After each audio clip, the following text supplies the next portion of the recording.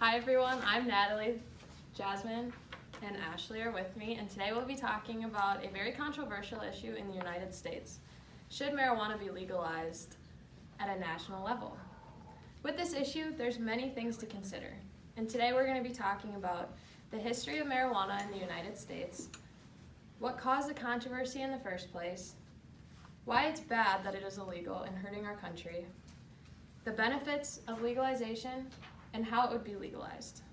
We hope to give you some insight and possibly change your opinions on it that you now have. Ashley is now going to inform you all about the history of marijuana in the U.S. and the problems of it being illegal. I will now be discussing the history on why the controversy even began about marijuana. The marijuana plant has its origins as a medical plant 1,000 years back. As said from the website The Street, many reports are traced back to Chinese Emperor Shang Nun in 2727 BC and were commonly used by 500 BC in Asia. It was used in a variety of cultures, including Indians, Muslims, Persians, ancient Greeks, and Romans. Early uses of marijuana were mostly medical, and it was used to treat things like inflammation, malaria, depression, nausea, and an anesthetic. The Street also explains that marijuana was likely brought to North America by the Spanish in the late 1500s, and early colonies in the United States also grew marijuana and used hemp for a variety of applications. For example, using the fibers of the cannabis plant to make paper, rope, and other products. In the United States, early colonists grew cannabis. It has even been suggested that Thomas Jefferson and George Washington grew marijuana on their plantations for these variety of uses.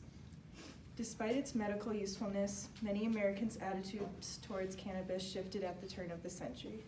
This was at least partly motivated by Mexican immigration to the U.S. around the time of 1910. The Mexican Revolution, according to Eric Schlosser, author of Reefer Madness, Sex, Drugs, and Cheap Labor in the American Black Market. Schlosser also wrote for The Atlantic in 1994, saying that police officers in Texas claimed that marijuana caused violent crimes, aroused a lust for blood, and gave its users superhuman strength. But research has shown that alcohol is way more dangerous than marijuana. In addition, cannabis doesn't really cause superhuman strength, and the U.S. Drug Enforcement Administration fact sheet on the drug says that no death from overdose of marijuana has been reported. According to The Street, during the 19th century, the word cannabis was almost exclusively used to refer to the plant. However, when anti-Mexican sentiment in the United States began to rise in the early 20th century, the term was switched to marijuana to draw attention to the drugs used by Mexicans and thereby attempt to carry a negative connotation. This created the stigma against cannabis around the government. They started to associate marijuana use with dangerous homicidal tendencies. This stigma, combined with the rising racial tensions against people of color, contributed to increasing federal regulation of the drug. Now that 23 states plus Washington, D.C. have passed medical marijuana laws, the public is questioning the utility of keeping marijuana under lock and key, especially in light of the racist and propagandized bias for making it illegal in the first place. Jasmine will now explain the problems and effects of marijuana being illegal. You may think that the only people who will benefit from having marijuana legalized are the people who would use it recreationally. However, you would be incorrect, and I am here to explain why. Marijuana has both economical and agricultural benefits for farmers. The cannabis plant, compared to corn or potatoes, is better for the soil. It is also known as a good rotational crop so that you do not deplete the soil of all its nutrients when you are growing normal crops. J.F. Foster, who is a Missouri farmer who grows about 20,000 pounds of marijuana annually, said, "As farmers, we're all tired of trying to maintain profitability with the current commodity grain prices, and we're trying to diversify to keep up with today's market. Indoors or outdoor farming heads should be turned at marijuana opportunities."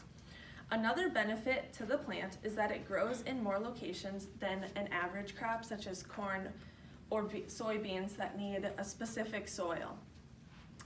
It is also possible to grow two crops at once, as many farmers have been seen growing both corn and marijuana plants in the exact same field. Marijuana on the market would also impact the economics. New companies would emerge to sell and manufacture this product for those who would use it recreationally. There would also be companies to produce, regulate, and advertise, which would benefit entrepreneurs. Other people might start making goods with the marijuana plant as well, such as lotions, candles, soaps, etc. In a landmark report out of Colorado State University Institute of Cannabis Research, researchers found that a taxed and regulated cannabis industry contributed more than $58 million to the local economy. American economy is still recovering from the recessions in the early 2000s, and this is a new revenue pathway to open up to potentially recover from this recession. This plant is also a great opportunity for a new export. The last field that marijuana could affect is the medical field. Medical marijuana opens up a ton of new opportunities for people who may need the help. Some research shows that the cannabis oil may prevent seizures.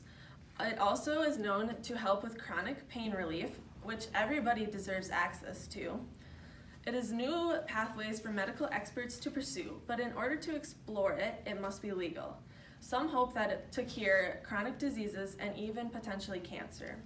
Legalization as an official prescription would help those who need it to be able to afford it, even including it under healthcare providers.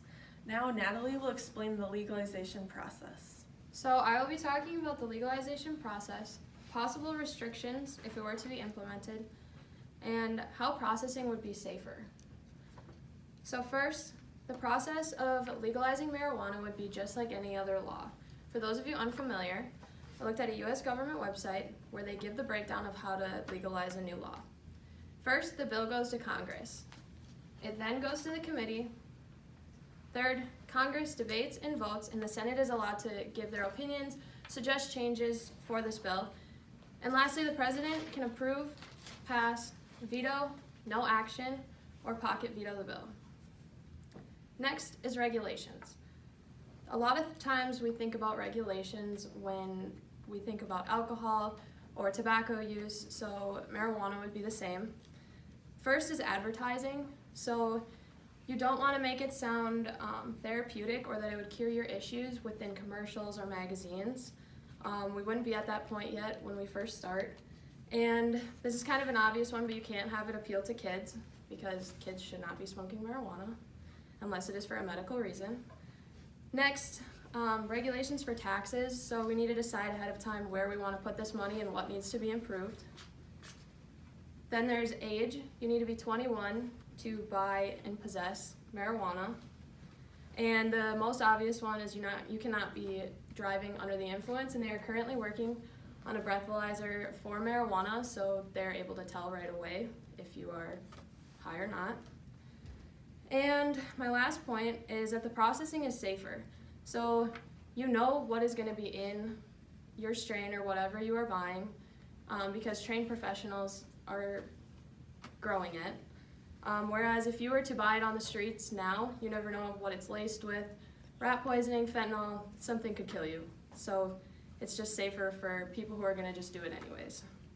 So overall, knowing the legalization process, possible restrictions, and the processing helps you understand the benefits of legalizing marijuana in the United States. Now Ashley is going to be wrapping up the speech. To conclude our speech, we hope we were able to give you all some insight on why marijuana should be legalized. Now that we have covered the history of marijuana and what has caused the controversy about it, why it is an issue being illegal, benefits of it being legalized, and how it will be legalized, with all the benefits we have discussed, we believe that marijuana should be legalized and hope some of you have changed your minds if you weren't already convinced.